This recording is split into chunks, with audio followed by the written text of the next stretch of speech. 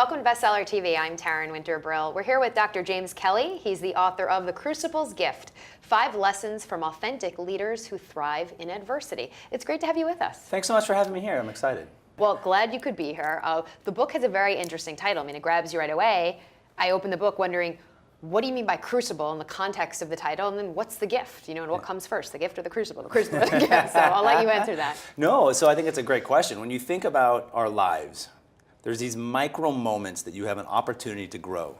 And I call these the crucibles. Now, for me personally, it was the death of my father at 20. It was getting my PhD, marriage, kids. Some people's adversities are extreme, dramatic, some are minor. But in each one of these moments, it's the opportunity to make that crucible your gift, your moment of transformation, your moment of reflection. And this all comes from my podcast, Executives After Hours, where I've interviewed over 130 leaders. And you know, in this process of this interview, what you really start to find out, and I need to preference that my podcast is kind of unique. Many podcasts are about tactics and strategies and best marketing tool and best leadership tool and da-da. And for me, I don't really care so much about what you do. I care about who you are, because who you are ends up defining what you do. Right. I was curious, you know, going into the book, so it's 5 lessons from authentic leaders. You know, we'll get into that process and more about the leaders in a moment. But specifically, when I mentioned the title of the book, Who Thrive in Adversity, that's a very specific niche. Why adversity, and were you considering other things? It kind of came out to me. So that wasn't the intent of the podcast. Okay. The intent really was just learning about people's journey. Right. I always kind of joke on my podcast that it's more about my own personal therapy. So as I'm on the podcast, I'm like, oh, that makes sense. Okay, I can equate that to my own life. Right.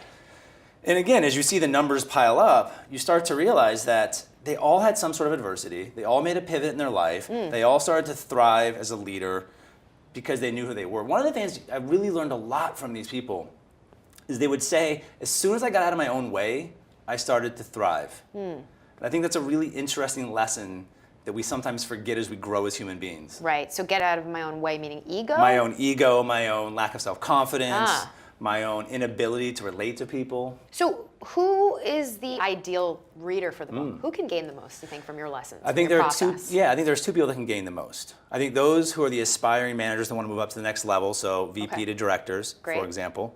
I also think, though, that there's leaders at the top who, you know, you talk to any consultant out there, there's leaders who really aren't that self-aware. You know, they don't know their own blind spots. Right. You know, they don't have the detectors on the car nowadays that tell you that something's coming up. Meaning they're overconfident? Could be overconfident, or just aren't really aware of their weaknesses. Right. You know, I think that's human nature to not be aware of your weaknesses. Well, I think if you get into that position of power, you think, well, there's a reason I'm here. Yeah, I'm always right. Why do I need to change? Why do I need to grow? And so you have the executives at the top end who may not be their true self. You know, I think that you see this a lot also with managers in their early 30s. They really start to struggle with, what role do I play in an organization? Who am I? How much of me should I show in the workplace versus have that wall right, between private and public? And I think that's a really difficult question for some people. Well, the book's great.